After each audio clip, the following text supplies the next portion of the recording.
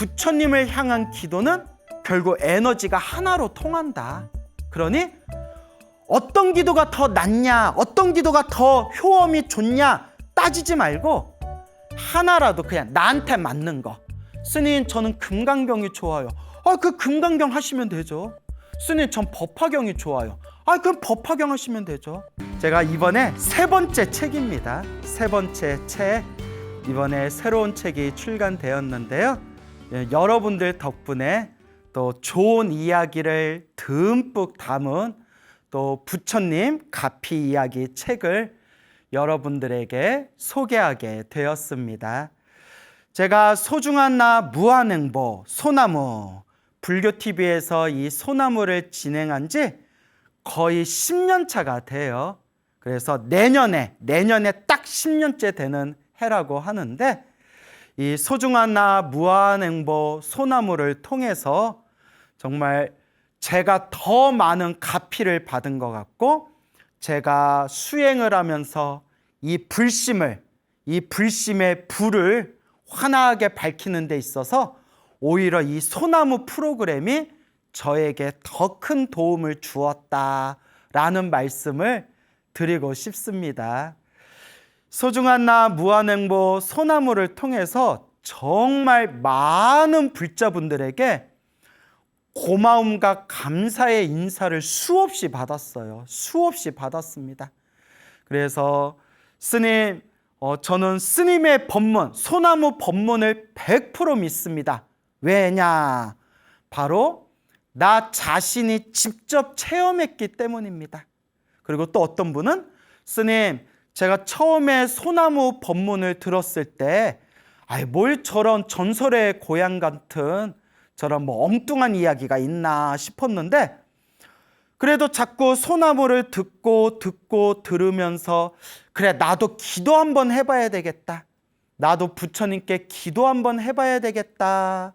그렇게 기도를 시작하고 나서 생생한 가피를 체험하고, 제가 이제 소중한 나 무한행보 소나무에 나온 그 말씀들을 100% 믿게 되었습니다라는 그런 이야기도 제가 많은 분들에게 직접 들었습니다. 참으로 좋은 인연이고 참으로 고마운 인연입니다. 그래서 제가 늘 불자님들께 드리는 이야기지만, 이 세상에 사람으로 태어나기 어렵고 부처님 법을 만나기가 어렵다. 이번 생에 사람으로 태어나 부처님 법을 만났으니 이 얼마나 고마운 인연인가, 이 얼마나 감사한 인연인가, 이 얼마나 소중한 인연인가 라고 항상 자주자주 말씀을 드립니다.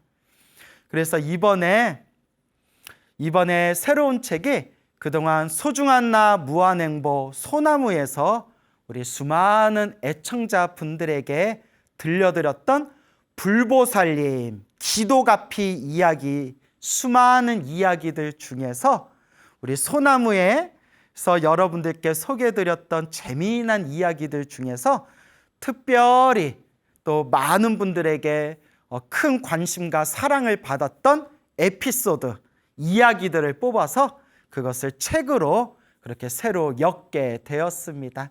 우리 많은 분들에게 큰 도움이 되었으면 하고, 또 소중한 나 무한행보 소나무 덕분에 이렇게 또 좋은 책을 내게 되었습니다.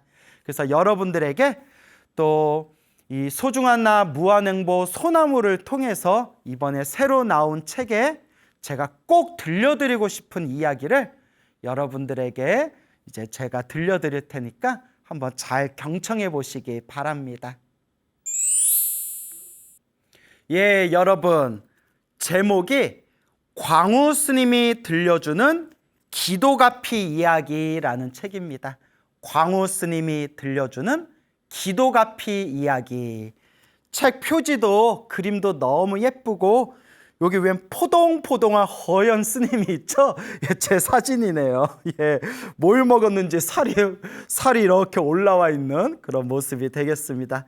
그래서 광우 스님이 들려주는 기도가피 이야기. 제가 여러분들에게 꼭 들려드리고 싶었던 이야기가 있습니다. 그래서 제가 한번 읽어보도록 하겠습니다. 여러분 한번 잘 들어보시기 바랍니다.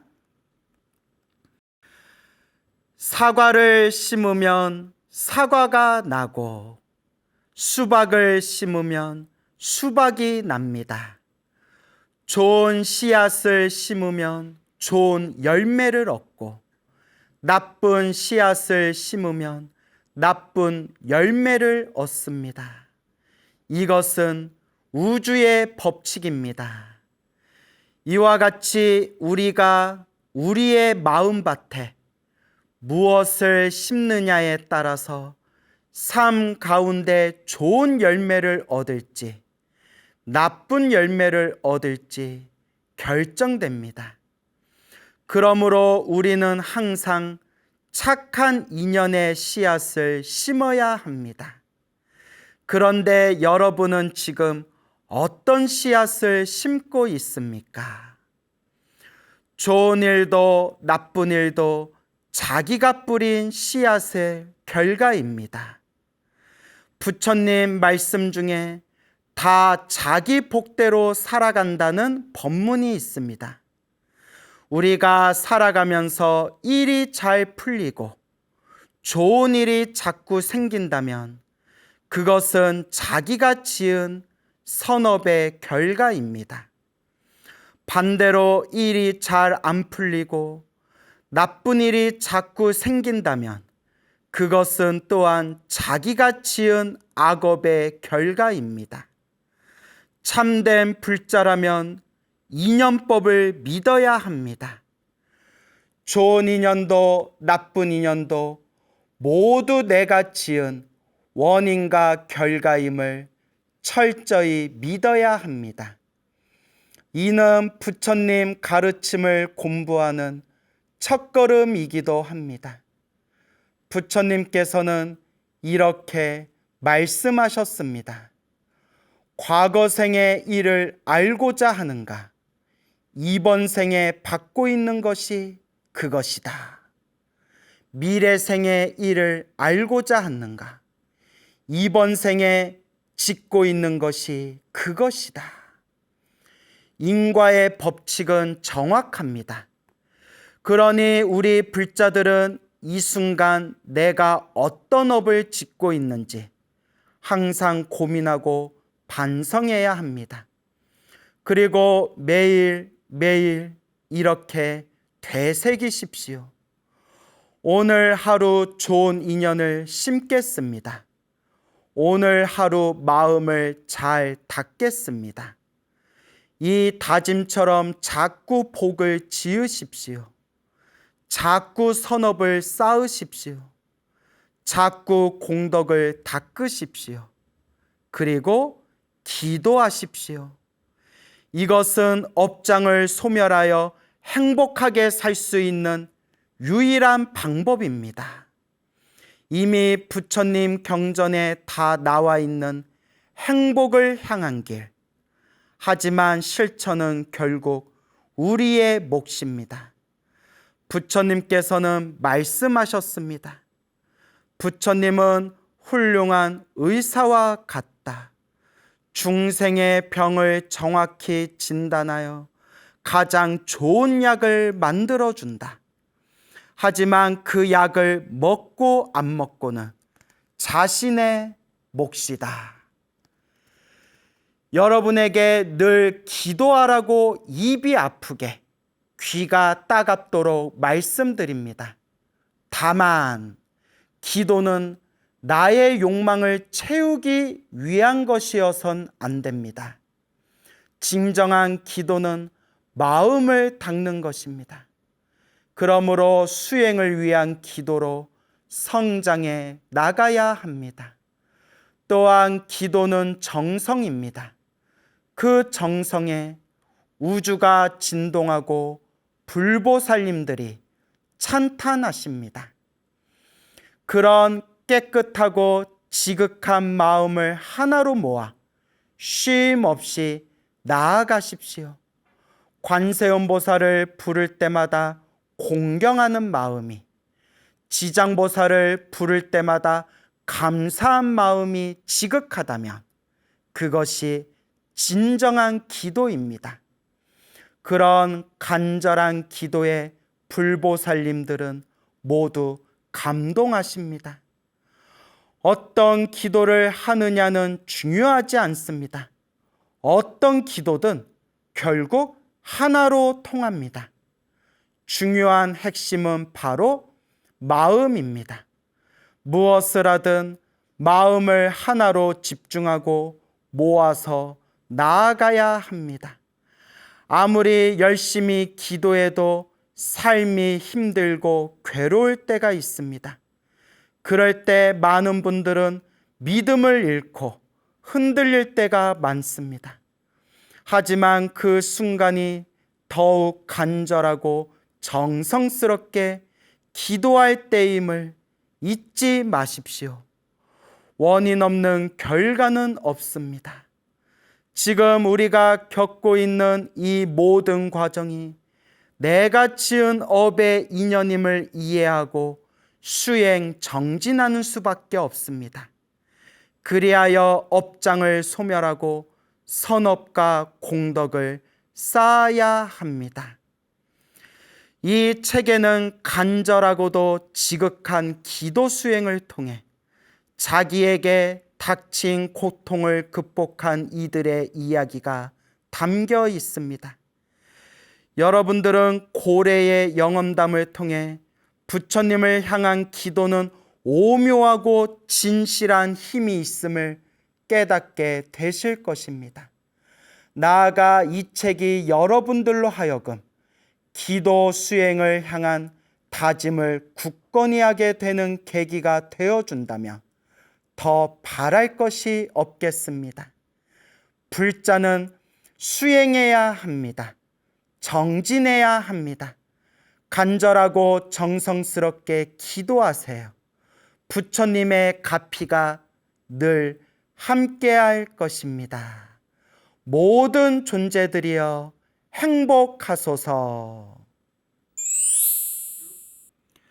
예, 여러분, 소중한 나 무한행보 소나무를 통해서 제가 수많은 불자님들, 수많은 분들의 그 생생하게 살아있는 수많은 기도가피 이야기를 제 두 눈으로 목격하고 제 두 귀로 직접 들으면서 부처님의 가피는 분명히 있구나. 불보살님의 은혜는 분명히 있구나. 부처님께서 경전에서 말씀하신 대로 간절하게 염불하고 정성스럽게 기도를 올리면 반드시 불보살님의 은혜와 가피를 우리가 생생하게 체험할 수가 있구나라는 것을 정말 뼈저리게 이 뼛속이 저릴 정도로 수많은 살아있는 이야기들을 두 눈으로 보고 두 귀로 직접 들었습니다. 그래서 제가 항상 우리 소나무를 통해서 많은 분들에게 늘 드리는 이야기가 불보살님의 은혜, 이 불보살님의 가피는 현재 진행형이다라는 말씀을 항상 드립니다. 우리가 관세음보살, 관세음보살, 관세음보살을 부르고 지장보살, 지장보살, 지장보살을 부르고 수많은 연불과 수많은 기도를 통해서 가피와 은혜를 체험하는 것이 옛날 옛적 영업록에 나오는 옛날 옛적 캐캐묵은 이야기가 아니라 지금 이 순간에도 생생하게 살아 숨쉬고 지금 이 순간에도 지금 우리 주변의 불자님들이 지금 이 순간 체험하고 있는 그런 호흡하고 있는 이야기다. 그래서 불보살님의 가피와 은혜는 현재 진행형이다라는 말씀을 수많은 분들에게 간곡하게 말씀을 드립니다. 부처님 가피가 분명히 있습니다. 불보살님 은혜가 분명히 있습니다, 여러분. 제가 10여 년을 통해서 소나무가 진행된 지 거의 10년을 통해서 이 10여 년 동안 수많은 불자님들이 생생하게 체험한 그 수많은 불보살님의 은혜와 가피 이야기 수백 가지를 제가 수집하고, 그리고 그 수백 가지의 기도 가피 이야기를 제 나름대로 분석을 하지 않았겠습니까? 다 하나하나 그 기도 가피에 생생하게 담겨져 있는 그 체험의 모습들을 나름대로 이렇게 분석을 했는데, 그를 통해서 제 나름대로 어떤 기도의 법칙이라는 것을 제가 발견하게 되었습니다. 기도의 법칙. 근데 뭐 기도의 법칙이라고 해서 뭐 엄청나게 대단한 게 아니라 우리 다 알고 있는 거예요. 하나하나 분석해서 하나하나 따져보니까 우리가 이미 다 알고 있는 이야기들이다. 그렇지만 또 오늘 한번 짚어보는 시간을 가져보도록 하겠습니다. 자, 먼저 기도라는 것은 이제 우리 불교 안에도 수많은 기도법이 있지 않습니까? 불교 안에도 수많은 기도하는 방법들이 있는데, 자, 여기서 명심해야 되는 게 핵심은 딱 하나더라고요. 결국 핵심은 하나다. 그게 뭐냐? 간절함. 바로 간절함이었습니다. 기도 가피를 체험하신 수백 분의 이야기들을 제가 분석하면서 느낀 게, 어떤 기도를 해야 더 효과가 좋냐, 어떤 기도를 해야 효과가 더 좋고 더 빨리 가피를 받고 빨리 은혜를 받고 더 효험이 좋냐라는 질문을 던졌을 때, 제가 발견한 바에 의하면, 뭐 다 아는 내용이지만, 이미 싹 다 아는 내용이지만 여러분들도 제가 발견한 바에 의하면 부처님을 향한 기도는 어떤 기도를 하든 결국 하나로 통한다라는 거예요. 그러니까 한번 잘 들어보세요. 어떤 분은 천수경, 신묘장구 대다라니 기도를 해서 엄청난 가피를 체험하셨어요. 어떤 분은 관세음보살 연부를 해가지고 엄청난 가피를 체험하셨어요. 어떤 분은 지장경을 독송하고 엄청난 가피를 체험하셨어요. 어떤 분은 지장보살 연부라고 엄청난 가피를 체험하셨어요. 어떤 분은 금강경 독송을 해서 엄청난 가피를 체험하셨어요. 어떤 분은 법화경 사경을 해서 엄청난 가피를 체험하셨어요. 어떤 분은 옴마니밤매움 육자진언을 외워서 엄청난 가피를 체험하셨어요. 어떤 분은 광명진언을 외워서 엄청난 가피를 체험하셨어요. 어떤 분은 능엄심주를 외워서 엄청난 가피를 체험하셨어요. 즉, 수많은 기도법을 실천하신, 그리고 그 자신만의 기도법을 통해서 불보살님의 은혜와 가피를 체험한 그 불자님들의 수백 가지 이야기를 분석하고 따져봤더니, 어떤 기도를 해서 더 효험이 있는 게 아니라 어떤 기도를 하든, 지금 말씀드린 대로 천수경 신묘장구다란이라든 관음기도를 하든 지장기도를 하든 금강경을 하든 법화경을 하든 능엄주를 하든 간절하게 정성스럽게 간절하게 기도를 하면 어떤 기도를 했건 결국 하나로 통하더라고요.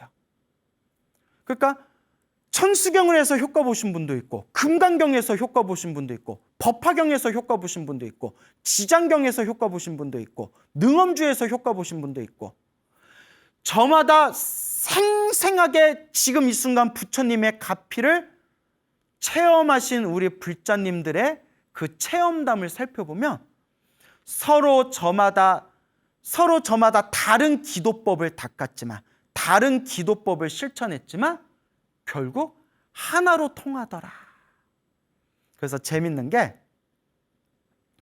천수경 신묘장구 대다란이로 효과를 보신 분은 사람들에게 신묘장구 대다라니 천수경 기도해라 라고 가르쳐요. 관음기도에서 효험을 보신 분은 사람들한테 관세음보살 불러라 가르치고요. 지장보살 불러서 효험 보신 분은 사람들한테 지장기도하라고 가르치고요. 금강경으로 효험 보신 분은 사람들에게 금강경 하라 가르치고요. 법화경으로 효험 보신 분은 사람들에게 법화경 하라고 가르쳐요. 근데 저 같은 경우에는 나무아미탑을 연불에서도 효험을 받고요. 관세음보살 관음기도에서도 아주 큰 그런 효험을 받고요. 금강경 독송하면서 큰 효험을 받고요. 법화경 기도하면서 큰 효험을 받어요. 그러니까 저는 제 몸으로 이것저것 다 해본 거예요. 그리고 뭐가 더 낫다가 아니라 나무아미탑을 열심히 부를 때 나무아미타불로 가피를 받았고요. 금강경 기도 열심히 했을 때 금강경 기도로도 가피를 받아봤고요. 법화경 기도했을 때도 법화경으로 가피를 받았고요. 그러니까 어떤 기도가 더 낫냐의 문제가 아니라 부처님을 향한 기도는 결국 에너지가 하나로 통한다. 그러니 어떤 기도가 더 낫냐, 어떤 기도가 더 효험이 좋냐 따지지 말고 하나라도 그냥 나한테 맞는 거. 스님, 저는 금강경이 좋아요. 그 금강경 하시면 되죠. 스님, 전 법화경이 좋아요. 그럼 법화경 하시면 되죠. 스님, 저는 지장경이 좋아요. 지장경 하시면 되죠. 스님, 저는 능엄주가 좋아요. 능엄주 하시면 되죠. 스님, 저는 오직 나무아미타불이 제일 좋습니다. 그러면 아미타불 연불하시면 되죠. 자기한테 맞는 걸 가장 자기가 마음이 끌리는 기도법을 딱 선택한 뒤에 핵심은 간절하게 하는 거다. 간절하게. 제가 발견한 기도 법칙의 가장 중요한 핵심이 바로 간절함인 것 같아요. 정말 그 간절함. 그 간절함엔 정성이란 말도 들어가 있어. 정성스러운 마음. 부처님을 향한, 불보살님을 향한 그 정성스러운 마음. 그 간절한 마음이 내 중생의 모든 망상 업장을 꿰뚫고 부처님의, 불보살님의 은혜와 가피가 충만한 그 에너지와 딱 하나가 될 수 있는 비법이 바로 그 간절한 마음이다. 제가 예전에 이런 얘기를 했더니 어떤 신도분이, 그러면 스님, 어떻게 해야 간절해질 수 있습니까? 그걸 내가 어떻게 알아요? 그걸 내가 알면 나 벌써 성불했겠다. 어떻게 해야 간절해질 수 있겠습니까? 자꾸 하는 수밖에 없어요. 우리 큰 스님들도 하시는 말씀이 자꾸 하는 수밖에 없대요. 그래서 이렇게 비유를 들더라고요. 절은 우리가 막 3,000배, 1만 배, 10만 배, 100만 배 절하잖아요. 근데 이제 큰 스님들 법문에 절은 딱 한 번만 하면 된대요. 넉넉 잡고 딱 3배만 올리면 된대. 뭐 절 3,000배 할 필요도 없고 10,000배 할 필요도 없고 10만 배, 100만 배 절할 필요가 없대요. 딱 한 번만 해도 된대요, 절을. 그 한 번 절할 때 간절하고 정성스럽게 절을 해야 된대요. 딱 한 번만 절하면 되지만 간절하고 정성스럽게. 그 간절하고 정성스러운 절 한 번을 하기 위해서 3,000배도 하고 10만 배도 하고 100만 배도 절을 하는 거래요. 너무 멋있지 않아요, 여러분? 딱 한 번 제대로 절하려고, 딱 한 번 제대로 절하려고 1,000배, 3,000배, 10,000배, 10만 배, 100만 배 절을 하는 거다. 그렇게 절하다 보면 딱 하고 불씨에 불이 확 오르듯이 진짜 내면에서 올라오는 진실한 절 한 번이 딱 완성될 수 있는 거라는 거예요. 연불도 딱 한 번만 연불해도 된대요. 그냥 관세음보살 한 번만 딱 불러도 지장보살 딱 한 번만 불러도, 나무아미탑을 딱 한 번만 불러도 된대요. 단 간절하게, 정성스럽게, 진실하게 딱 한 번만 부르면 된대요. 그게 잘 안 되니까 그 간절하고 정성스럽고 진실한 염불 한 번 하기 위해서 1000번, 10,000번, 10만 번, 100만 번 관세음보살을 부르고 또 부르고, 지장보살을 부르고 또 부르는 거래요. 그 마지막 한 번의 정성스러운 염불을 위해서. 너무 멋있지 않아요? 그러면 스님, 기도의 핵심이 간절함이라고 했는데, 그럼 어떻게 그 간절함이 나오겠습니까? 그래서 딱 결론을 말씀드리자면 뿐이에요. 할 뿐. 그냥 할 뿐. 참선할 뿐. 기도할 뿐. 염불할 뿐. 수행할 뿐. 그냥 뿐이에요. 뿐. 그렇게 닦고 닦아 나아가면 정성스럽고 간절하고 진실한 그 맛을 딱 체험할 수가 있대요. 할 뿐이라는 거예요. 예전에 20대 때 체험했던 건데, 제가 어디 가서 이런 얘기는 잘 안 하는데, 20대 때 저의 아버지 스님이신, 저희 아버지가 스님인 거는 우리 불자님들 이제 거의 다 아시잖아요. 저희 아버지 스님이신 도광 스님께서 이제 서울에 이제 작은 포교당을 하고 계셨을 때, 그때 20대에 제가 한창 젊을 때 아버지 스님 포교당에서 이렇게 목탁을 두드리면서 관세음보살 관음정근 기도를 한 적이 있었어요. 며칠 동안. 그래서 한 번 관세음보살 목탁 두드릴 때 관세음보살 관음정근을 2시간씩 했어요. 2시간. 한 번 목탁 칠 때 2시간씩 하루에 3번을 염불했어요. 2시간씩 하루에 3번.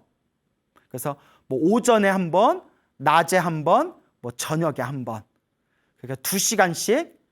그러니까 2시간 동안 뭐 천수경도 안 하고 반야심경도 안 하고 2시간 동안 오직 딱 서가지고 2시간 동안 오직 관세음보살만 불렀어요. 목탁 치면서. 2시간씩 하루에 3번.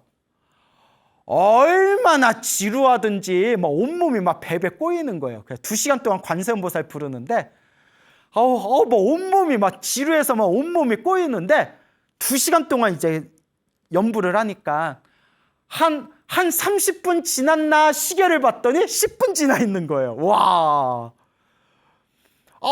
그냥 관세음보살 하다가 그냥 1시간 지났나 하고 딱 시계 보니까 30분 지나 있는 거예요. 2시간이 언제 가나, 2시간이 언제 가나, 막 온몸이 뭐 베베 꼬이는 거예요. 근데 우리가 이왕 기도할 거면 제대로 해야 되잖아요. 그래서 그래, 또 언제 이렇게 기도해 보겠냐, 염불해 보겠냐. 그래서 염불하면서 딴 생각하면 시간이 더 안 가요. 그냥 아예 염불할 때 딱 염불에 집중해야 하고 난 뒤에도 뭔가 내가 염불 제대로 했다는 이런 충만감도 생기는 거거든요.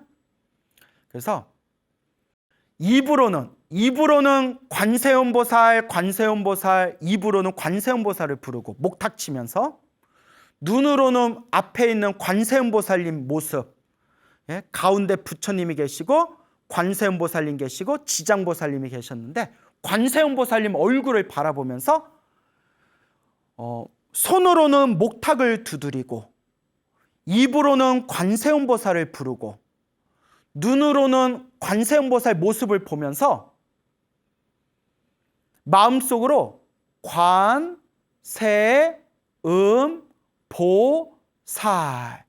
5글자를 마음속에 5글자를 딱 상상했어요.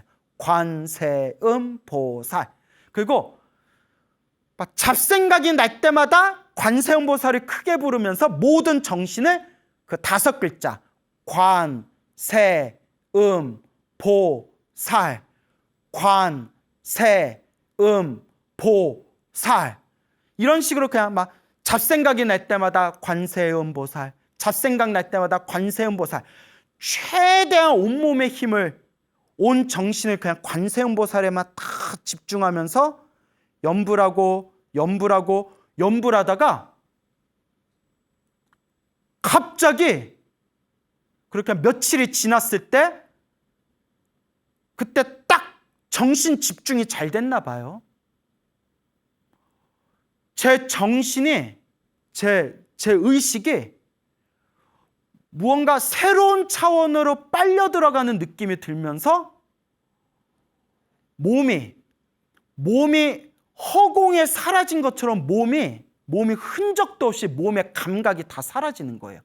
그러니까 목탁을 두드리고 관세음보살을 부르면서 소리로 관세음보살 소리 내고 목탁을 두드리면서 온몸이 다 사라지는 거예요. 온몸이 다.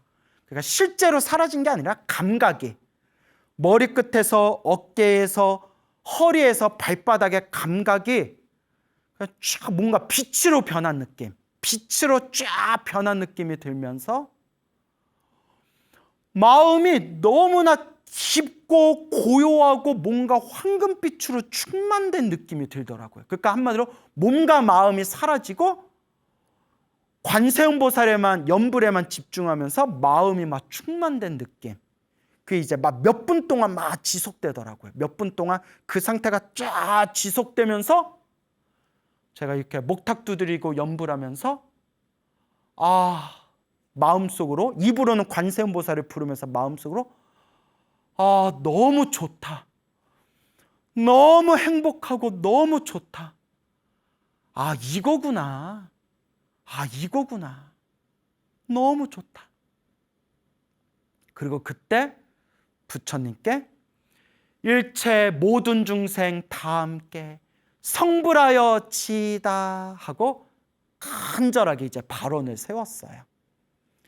그리고 이제 탁 깼는데 그 상태에서 이제 싹 이렇게 그 상태에서 싹 이제 깨어났는데 그래도 아직 완전한 깨달음을 얻은 것도 아니고 그냥 여러분 이게 대단한 게 아니에요. 이거 우리 기도 많이 하시는 스님들, 참선 수행 많이 하시는 우리 수행자분들 다 몇 번씩 다 경험하고 체험하신 거예요. 이거 갖고 뭐 대단하다 말하면요, 스님들이 비웃어요. 큰 스님들이 비웃어요. 근데 제가 이게 아주 이게 뭐 그렇게 대단하지 않은 그런 낮은 수준의 체험이지만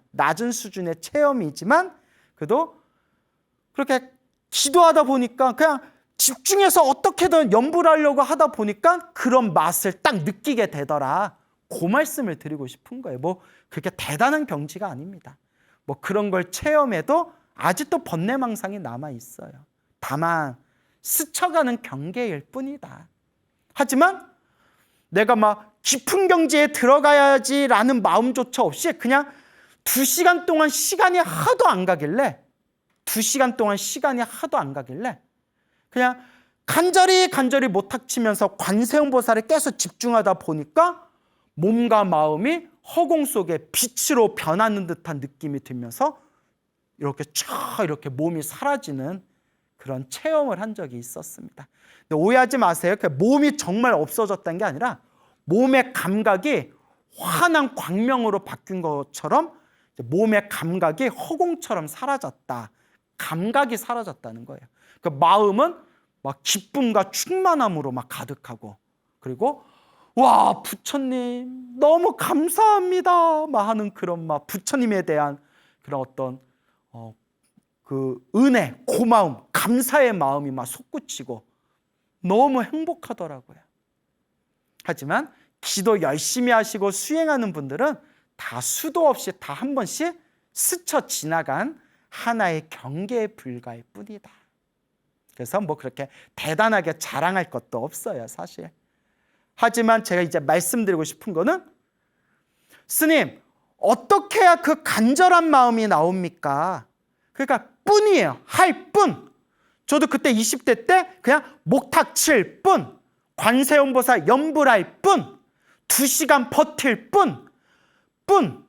그렇게 하다 보니까 그런 어떤 신비로운 맛도 체험하게 되고 결국 할 뿐, 수행할 뿐밖에 없더라고요. 그냥 꾸준히 할 뿐이다. 무언가를 체험하고 싶다라는 그 생각조차도 내려놓고 그냥 부처님만 믿고, 부처님을 믿고 내 마음의 불성자리, 내 마음의 참마음, 불성자리를 믿고 그냥 닦을 뿐이다라고 말씀을 드리는 겁니다. 그래서 여러분, 많은 분들이 이런 질문을 해요. 스님, 몇 시에 기도해야 효과가 더 좋아요?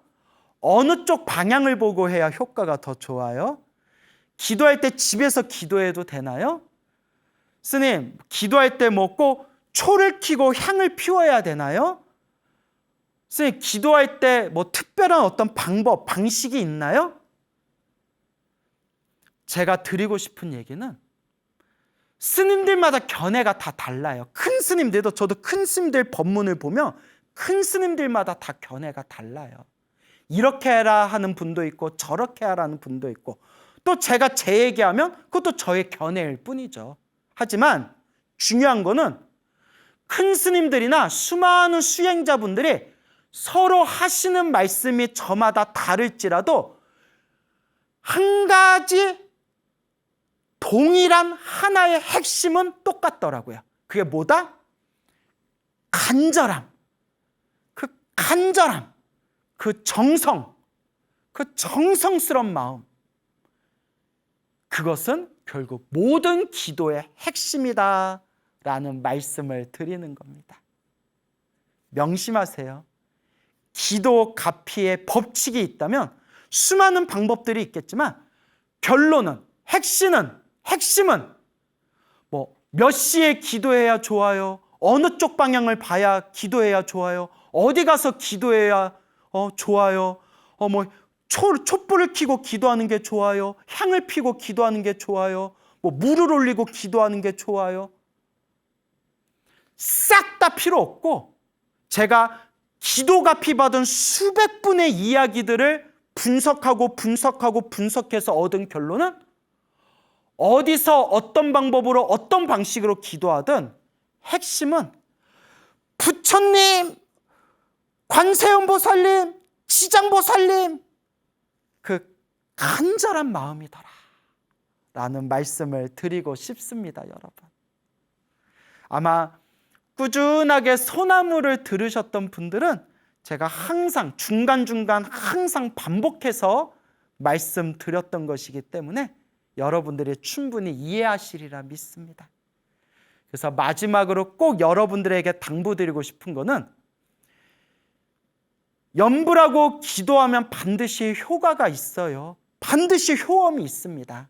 단 기도에도 나쁜 일은 생겨요. 여러분, 솔직히 말하면 기도에도 나쁜 일은 생겨요. 저도 그렇게 기도 많이 하고 부처님 가피도 수없이 받았지만 살다 보면 나쁜 일이 생기더라고요. 그런데 그 나쁜 일조차도 가피래요. 내가 크게 받을 업보를 작게 받고 있는 업장소멸의 과정이다. 기도를 해도 나쁜 일은 생긴다. 단 크게 받을 걸 작게 받고 있는 업장소멸의 과정이다 라는 것을 꼭 명심하시기 바랍니다. 여러분, 불보살님의 은혜와 가피는 분명히 존재하고 지금 이 순간 현재 진행형입니다. 여러분, 믿음을 가지고 마음의 중심을 딱 세우시기 바랍니다. 간절함. 서가모니 부처님 당시의 일입니다. 서가모니 부처님 당시에 그 2명의 왕이 있었다고 합니다. 뭐 부처님 당시에 왕들이 많았겠죠. 각각의 나라마다. 그 중에 어느 사이가 안 좋은 2명의 왕이 있었는데, 이 2명의 왕들이 서로가 다투고 투쟁하고 서로가 전투를 벌이면서 수많은 사람들이 죽고 다치고 수많은 백성들이 고통과 괴로움을 겪게 됩니다. 그러니까 여러분, 저도 이제 역사책을 간간히 보거든요. 저는 그게 역사가 재밌더라고요. 그래서 뭐 학자 수준으로 깊이 보는 건 아니고요. 그냥 아마추어 취미 생활로 그냥 역사, 우리 조선시대는 어떻게 살았나, 고려시대 어떤 일이 있었나, 우리 이 세계에 어떤 일들이 있었나, 이렇게 이제 역사책을 보는 걸 좋아하거든요. 근데 너무 바빠가지고 깊이는 못 봐요.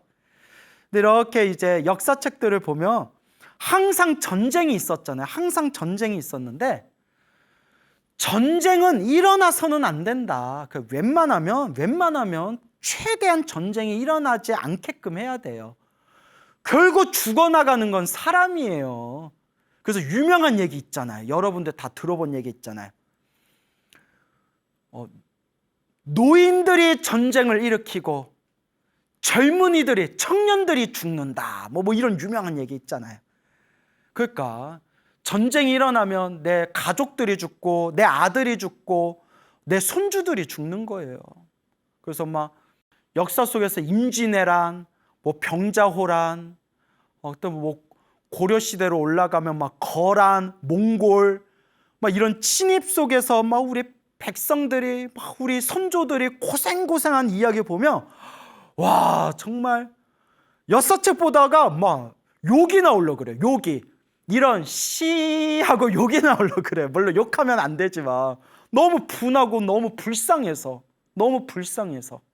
그래서 느낀 게 뭐 전쟁이야. 뭐 전쟁이 일어나고 안 일어나고가 뭐 우리 뭐 평범한 사람들이 어떻게 좌지우지할 수 있는 것도 아니고, 나는 정말 전쟁을 일으키고 싶지 않지만 외부에서 막 침입하면 어쩔 수 없이 나라를 지키기 위해서 또 전쟁이 일어날 수도 있고 하기는 하지만 좀 이 세상에 제발 전쟁이 다 사라졌으면 좋겠어요.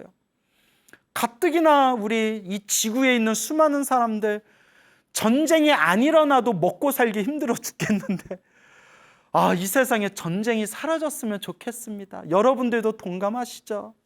나무아미타불 관세음보살, 세상에 전쟁이 사라지게 하소서. 자, 어쨌거나 이 두 명의 왕들이 지지고 볶고 싸우는 겁니다. 수많은 백성들이 죽어나가기 시작하는 거예요. 그때 큰 힘을 갖춘 왕 중에 파사익 왕이라고 있었어요. 바사닉 왕이라고도 부르고요. 파사익 왕이라는 왕이 서가모니 부처님을 찾아갑니다. 부처님, 저 나라의 두 왕들이 끊임없이 전투를 벌여서 수많은 사람들이 고통과 괴로움을 겪고 있습니다. 부처님께서는 괴로움에 빠진 중생들을 보호하고 구제해 주시지 않습니까? 부처님, 저 두 왕들이 싸우는 저 다툼을 멈추게 해주시고, 저 두 왕이 서로 화해하게 해주시고, 그리고 더 이상 다툼 없이 다른 백성들이, 다른 사람들이 고통받지 않게 해주십시오라고 파사이 왕이 부처님께 청을 올립니다. 그때 부처님께서 당신이 지혜와 신통의 힘으로 과거와 미래를 다 꿰뚫어 보시지 않습니까? 마땅히 저 두 왕들을 제도할 수 있는 시절 인연이 왔구나 라는 걸 다 꿰뚫어 보십니다. 그러니까 여러분, 부처님은 함부로 나서거나 그러질 않으신대요. 미리 신통의 힘으로 미리 저 중생을 구제할 수 있는 인연이 되었는가를 다 꿰뚫어 본 뒤에 저 중생을 구제할 수 있는 인연이 아직 무르익지 않았구나 라고 판단이 쓰면 부처님은 나서질 않으신대요. 어차피 인연이 안 된다는 걸 아니까. 근데 부처님이 바야흐로 저 중생을 구제할 인연이 무르익었구나 하면 그때는 스스로 이렇게 나서신대요. 뭐 그런 내용들을 경전에 보면 나와요. 부처님께서 바야흐로 가사를 입으시고 바리떼를 드시고 수많은 비구 스님들과 함께 길을 걸어서 저 사슴들이 뛰노는 들판, 녹야원에 가서 부처님께서 비구스님들과 함께 녹야원에서 이렇게 앉아서 깊은 선정에 드시게 됩니다. 그때 그 날에 부처님께서 비구스님들과 녹야원에 가셔서 선정에 드셨던 그 날에 녹야원 가까운 곳에 드디어 두 왕들이 군사들을 몰고 와서 이제 대전투가 벌어지기 일보 직전이 됩니다. 엄청난 대전투가 벌어지기 직전에 한 왕이 이제 쫄아버린 거예요. 우리가 쫄다라는 속어 있죠? 쫄아버렸어요. 야! 내가 쟤네하고 붙으면 야, 나 도저히 나 못 이기겠다. 나 이러다 나 이번 전투에서 나 죽을 것 같다. 안 되겠다. 아이고 무서워. 두려움이 느껴진 이 겁이 많은 왕이 급하게 말을 타고 도망가서 부처님이 계신 녹야원으로 향하게 됩니다. 그도 부처님 옆에 붙어 있으면 저 전투를 벌인 저 왕도 부처님을 존경하는 왕이니 설마 내가 부처님 옆에 같이 있으면 그래도 군사를 몰고 부처님 계신 곳에는 오지 않으리라. 이렇게 이제 잔머리가 돌아간 거겠죠. 설마 저 왕도 부처님을 존경하는데 내가 부처님 옆에 이렇게 있는데 설마 저 왕이 부처님 계신 곳에 칼을 든 군사들을 몰고 오겠냐. 또 이렇게 상황 판단을 해서 그 도망친 왕이 녹야원에 가서 부처님 발 아래 합장 공병 예배를 올리고 부처님 발 아래 무릎을 꿇고 앉아서 부처님께 법을 청합니다. 부처님, 제 마음이 너무나 두렵고 무섭습니다. 부처님, 제 마음을 편안하게 해주십시오. 아니, 지가 전쟁 일으켜놓고 지가 군사들 모아가지고 전투 벌이려고 해놓고 이제 와서 부처님, 제 마음이 불안합니다. 제 마음을 편안하게 해주십시오. 아우 못됐어. 하여튼 왕들 이렇게 역사책을 보면 왕들 중에 세종대왕처럼 이렇게 훌륭하신 왕도 계셨지만 못된 왕들도 많았어요. 부처님, 제 마음이 힘들고 괴롭습니다. 제 마음을 편안하게 해주십시오 하니까 부처님께서 법문을 하시면서 그 왕에게 이와 같은 개송을 설하십니다. 그래서 경전에 무상계라고 나오더라고요. 무상계, 무상의 개송이다. 무상계라는 이름의 개송이 많아요. 여러 가지 개송이 있는데 지금 부처님께서 그 왕에게 이와 같은 무상계를 부처님께서 개송을 설하십니다. 높은 것도 언젠가는 떨어지고 있는 것도 언젠가는 없어지고 태어나도 언젠가는 죽게 되고 태어나도 언젠가는 죽게 되고 만나도 언젠가는 흩어진다. 사국이에요. 무상계, 사국에.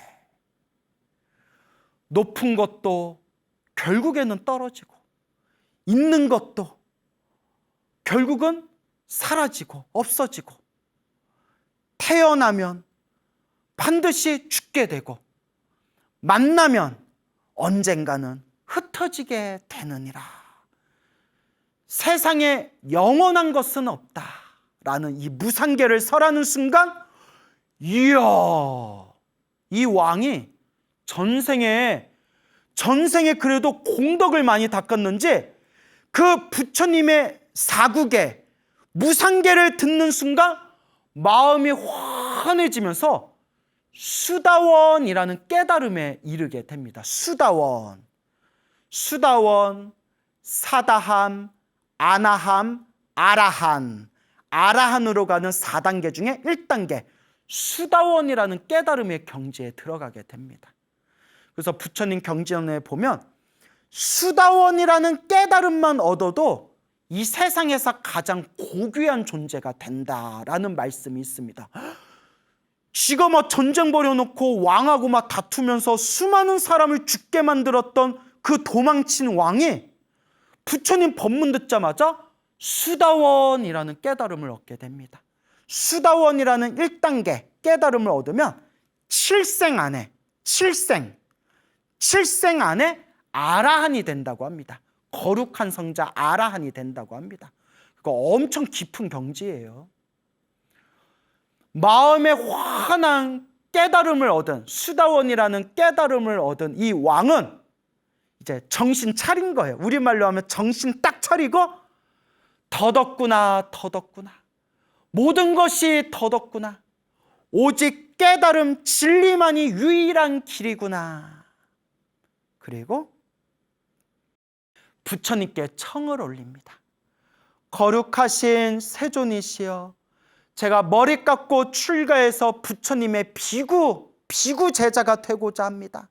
저의 청을 받아주십시오라고 왕이 출가하겠습니다 청을 올리니까 그때 부처님께서 그 왕의 마음을 다 꿰뚫어 보시고, 수다원가에 이른 왕의 마음을 꿰뚫어 보시고 부처님께서 이렇게 말씀하십니다.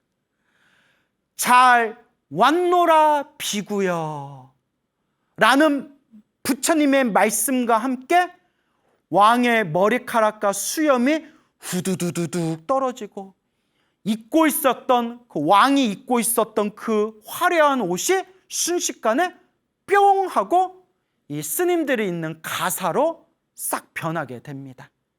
그리고 부처님의 발 아래 수행해서 아주 짧은 시간 안에 모든 번뇌가 다 사라진 거룩한 성자 아라한 비구 스님이 됩니다. 그때 그 출가한 왕, 아라한이 되신 그 아라한 비구 스님이신 출가하기 전에였던 그 왕과 전쟁을 벌이고 다퉜던 그 반대쪽 왕이 자기와 사이가 나쁘고 자기와 전쟁을 벌였던, 자기와 끊임없이 싸웠던 그 반대쪽 왕이 머리 깎고 출가해서 부처님 비구 스님이 되었다, 부처님의 출가 제자 비구 스님이 되었다라는 소식을 듣고 깜짝 놀랍니다. 깜짝 놀래요. 그리고 가스 활명수를 마신 것처럼 속이 시원해지는 겁니다. 왜냐하면 항상 자기랑 다퉜던 왼수 같은 왕이 있었는데 그 왕이 자신의 왕위를 버리고, 그러니까 언제 나를 죽일 줄 몰랐던 왼수 같은 놈이 있었는데 자기의 권력을 다 버리고 머리 깎고 출가해서 산속에 깊이 들어갔다 생각해 보세요. 얼마나 속이 시원하겠어요. 그래서 너무 기뻐가지고, 그리고 이 왕도 굉장히 쿨한 왕이었던 것 같아요. 언제는 죽일 듯이 싸우다가 머리 깎고 출가했다는 얘기를 듣고 이제 원망하는 마음이 다 사라진 거예요. 원앙, 복수심 같은 게 이제 다 사라진 거예요. 그러니까 에이 까짓 거 이제 스님 됐는데 이제 뭐 내가 싸울 필요가 있겠냐 뭐 이런 생각을 했는지 몰라도 기쁜 마음으로 부처님과 그 왕이 부처님과 수많은 비구 스님들을 궁전으로 모셔서 공양청을 올리게 됩니다. 그래서 부처님과 수많은 비구 스님들이 그 왕의 초청을 받아서, 전쟁을 벌였던 그 왕의 초청을 받아서 그 왕의 궁전에서 왕이 지극정성 공양 올리는 그 공양청을 받으시고, 그리고 부처님께서 법을 설하십니다. 부처님 법도는 신도들에게 공양청을 받고 공양이 다 끝나면 부처님이 항상 그 공양청을 올린 신도에게 법문을 해주시는 게 바로 부처님의 법도입니다. 부처님께서 자상한 말씀으로 법문을 하시고 법을 설하시니 그 법문을 듣고 왕이 엄청난 기쁨과 환희심을 일으키게 됩니다. 그리고 그 기쁨과 환희심과 감동을 느끼면서 왕이 부처님 발 아래 무릎을 꿇고 합장하고 부처님께 공경 예배를 올리면서 부처님을 향해서 다음과 같이 서원을 세우고 발언합니다. 오 부처님이시여, 오 위대하신 세존이시여, 제가 오늘 부처님께 공양 올린 이 성근 공덕으로, 이 공덕으로 미래 세상에 눈이 어두운 중생에겐 밝은 눈을 얻게 하고, 귀할 곳이 없는 중생에겐 귀할 곳을 얻게 하고, 구호받지 못한 중생에겐 구호를 얻게 하고, 해탈하지 못한 중생에겐 해탈하게 하고, 안온하지 못한 중생에겐 안온함을 얻게 하고, 열반에 이르지 못한 중생에겐 열반의 경지에 이르게 하소서 하고 부처님의 발 아래 지극한 마음으로 보리심, 모든 중생을 다 제도하겠다는 거룩한 마음, 안욕따라 삼맥삼 보리심, 보리심을 환하게 바라니, 부처님께서 그 왕의 보리심과 그 서원을 보시고는 부처님께서 왕을 향해서 환한 미소를 지으시는데, 그 미소에 오색 광명이 뿜어져 나오고, 그 오색 광명이 다시 부처님의 몸을 세 겹으로 감싼 뒤에 부처님의 정수리 안으로 그 광명이 쏙 들어가게 됩니다. 이때 아난 스님이 부처님께 여쭈어 봅니다. 부처님이시여, 부처님은 가볍게 웃음을 보이지 않으신데 어찌하여 지금 환한 미소를 보이시며 입에서 광명을 뿜어내십니까? 그때 부처님께서 이와 같이 말씀하십니다. 오늘 공양 올린 저 왕을 보았느냐? 예, 오늘 공양청을 올린 저 왕을 보았습니다. 저 왕이 부처님과 비구들에게, 부처님의 제자들에게 공양 올린 성근 공덕으로 발언하고 서원을 세운 저 보리심의, 저 마음의 공덕으로 머나먼 미래 세상에 부처가 되어 성불하게 될 것이다. 그때 성불하여 부처가 되었을 때, 그때 그 부처님의 이름을 무승 부처님이라고 불리게 되리라 라고 부처님께서 말씀하시니, 그 자리에 있던 수많은 불제자들이 다 함께 기뻐하고 찬탄하였다고 합니다.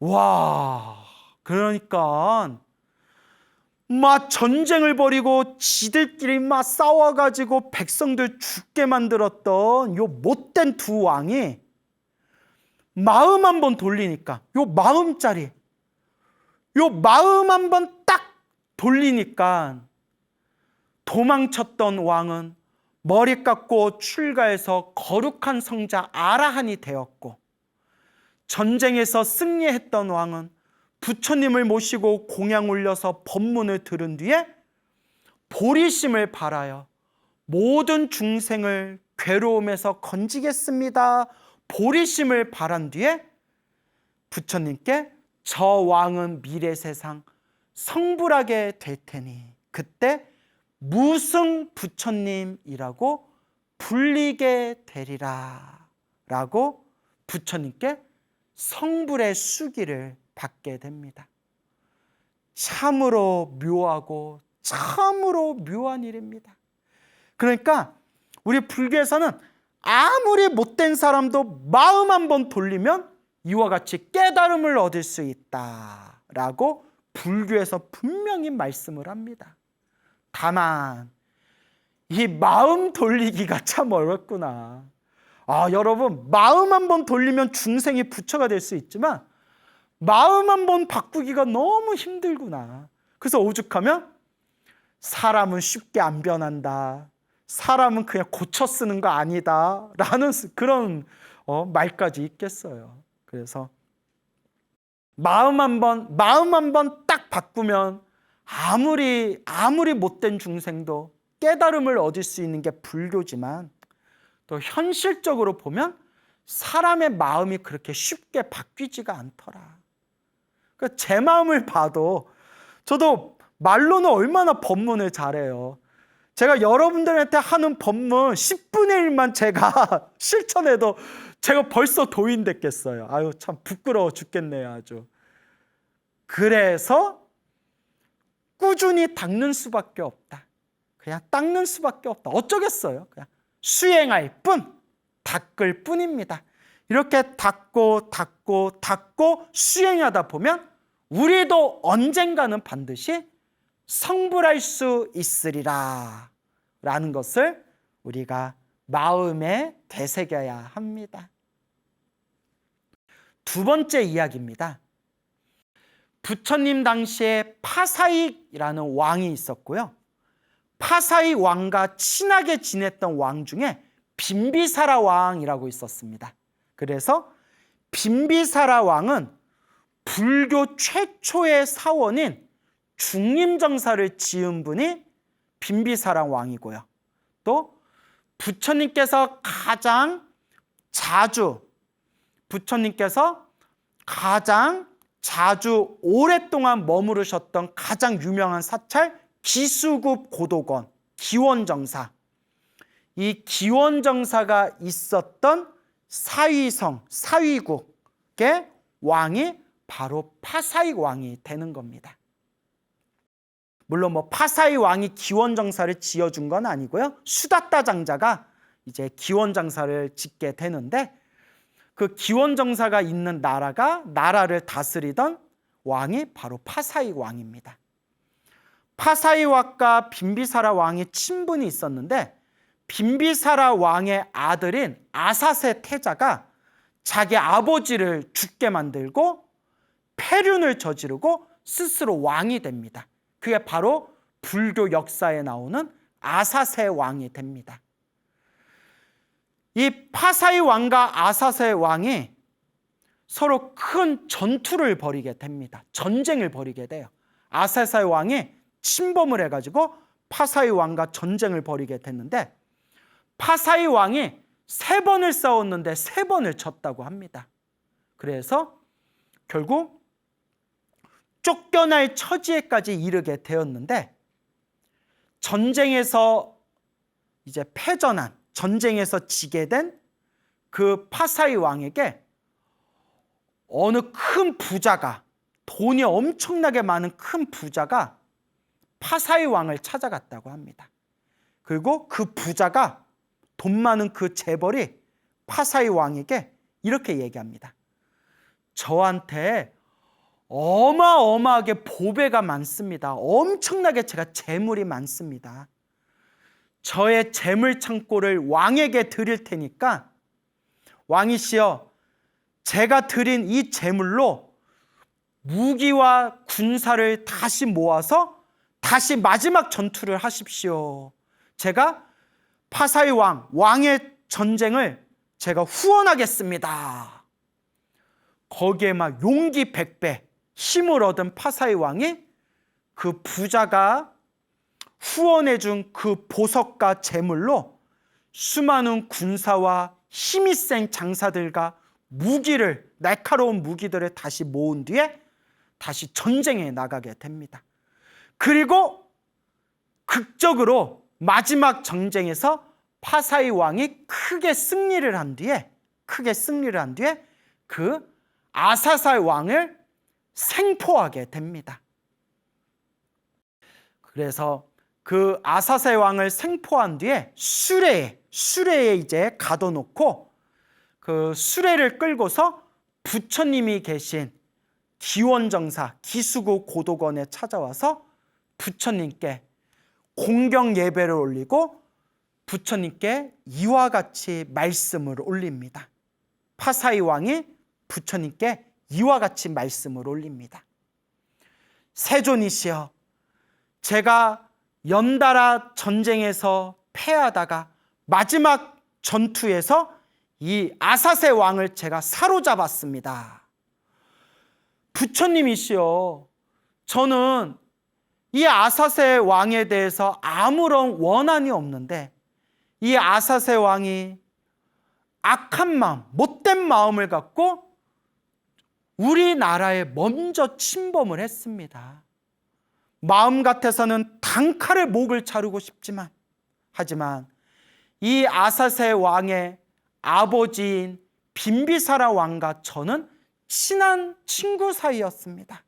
그래서 어차피 제가 전쟁에서 이겼고 이 아사세 왕을 꺾어버렸으니 아사세 왕을 그냥 고이 풀어주고자 합니다. 그냥 나라로 돌려보내고자 합니다. 그때 부처님께서 크게 칭찬하십니다.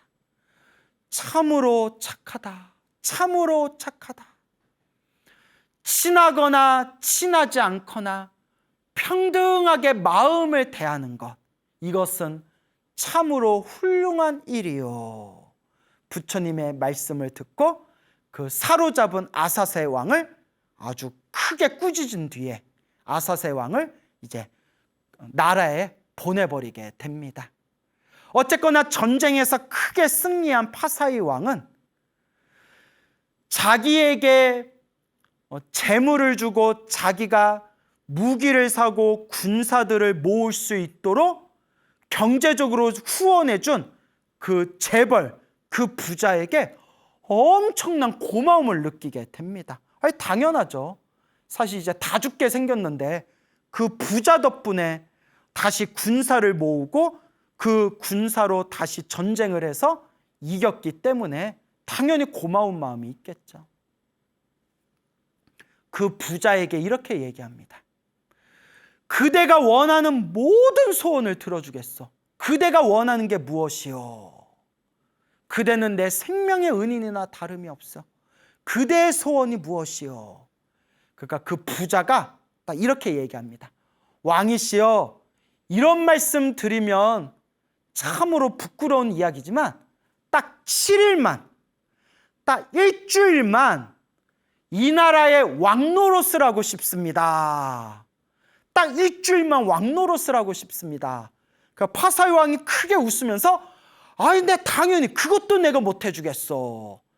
그대 일주일 동안 왕노릇을 하시오. 이제부터 일주일 동안 당신이 왕이요 하면서 파사이 왕이 나라의 북을 둥둥 치면서 일주일 동안 이 부자가 이 나라의 왕이다라고 전국에 선포를 하게 됩니다.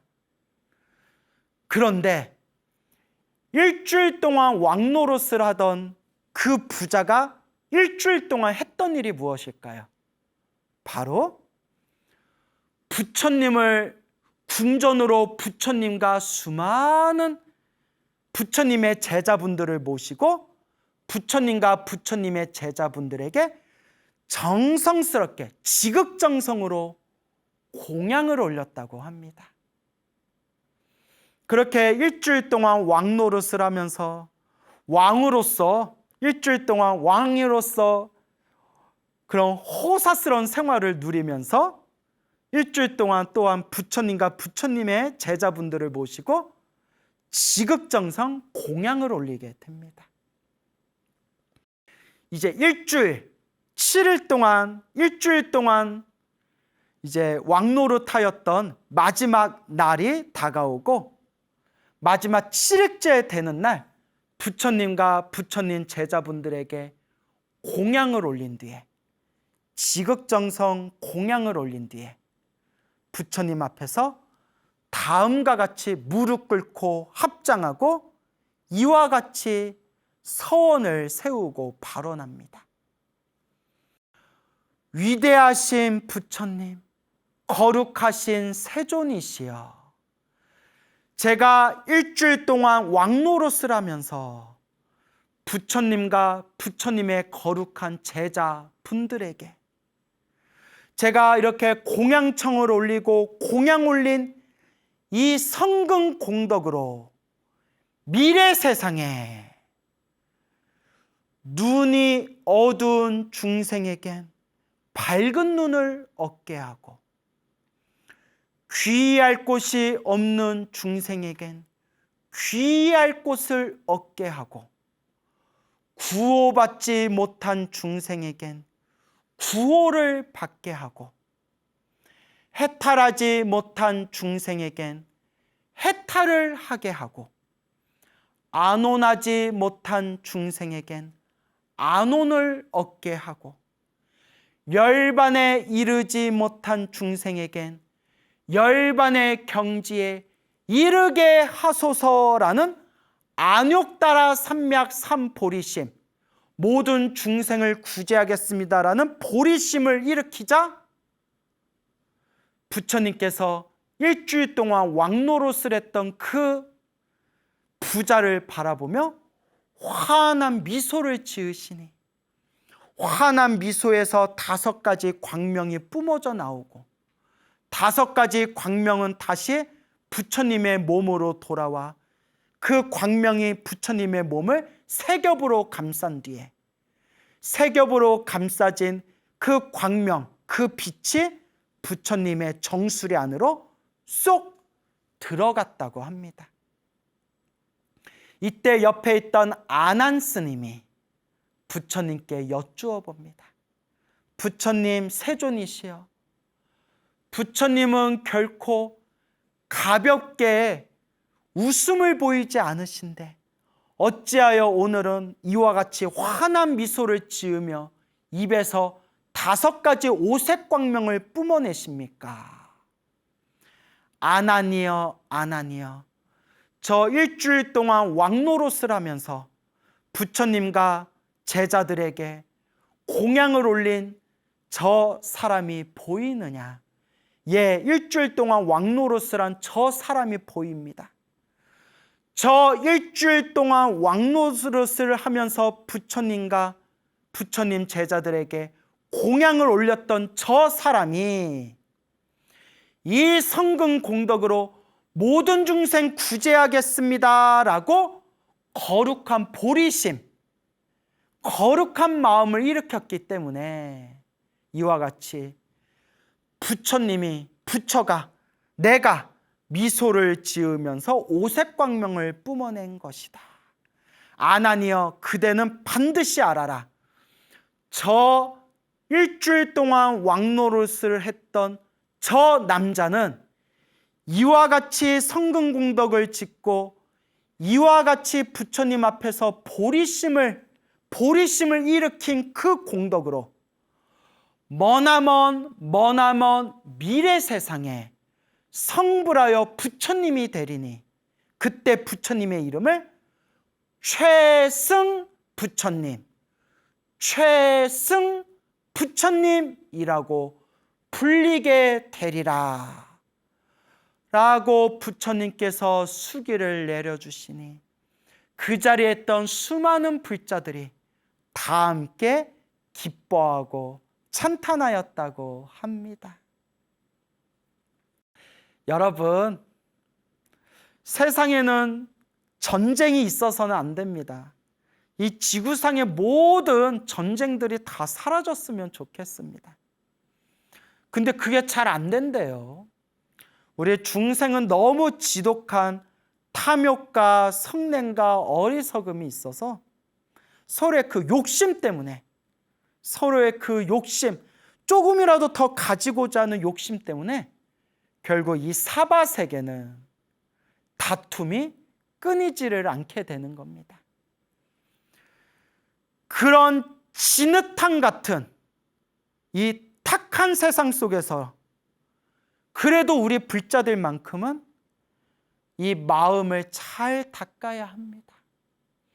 이 혼탁한 진흙벌 같은 이 세상 속에 그래도 우리가 전생에 한 가닥 복을 짓고 착할선 뿌리익은 성근이 있어서 이번 생 그래도 이렇게 소중한 부처님 법을 만났구나.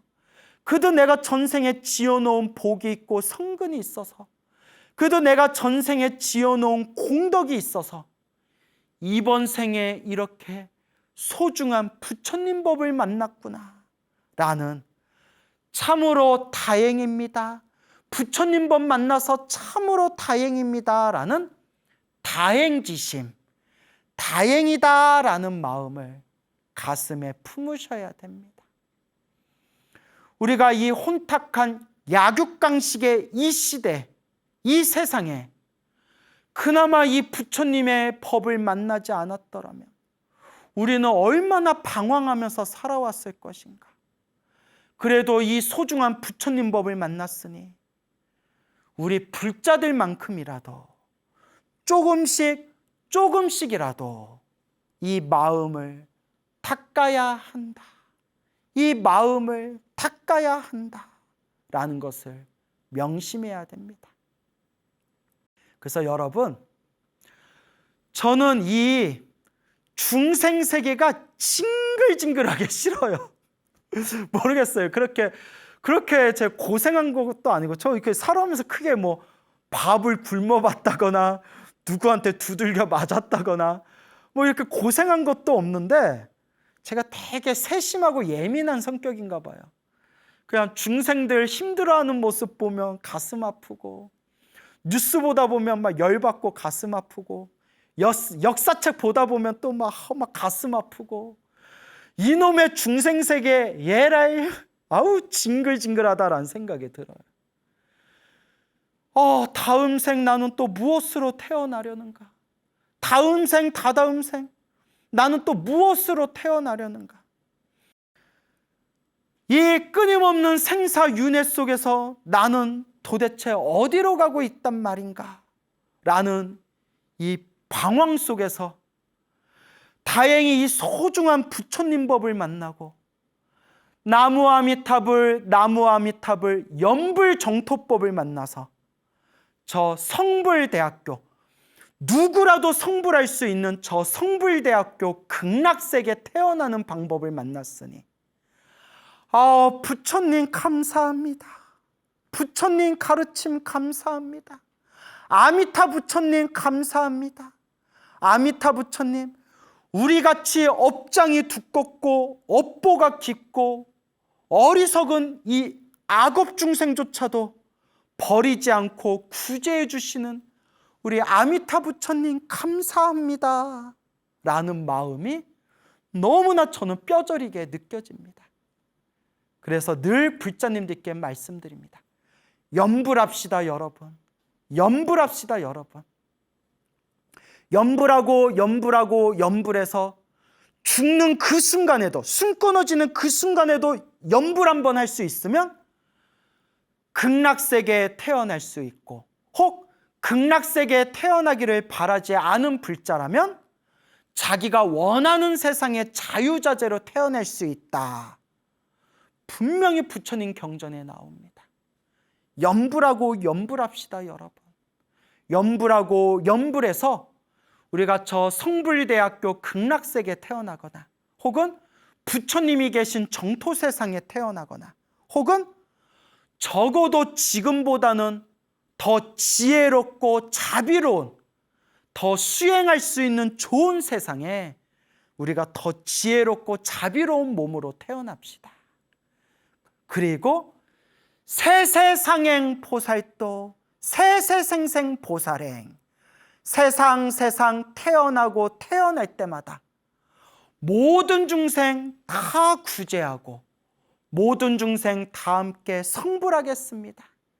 이 우주가 다 사라지고 중생들이 다 성불하는 그날까지 비록 내가 미약하고 어리석고 부족할지라도 모든 중생 다 함께 성불하겠습니다 라는 마음으로 그렇게 보살행을 닦읍시다 여러분. 명심하시기 바랍니다.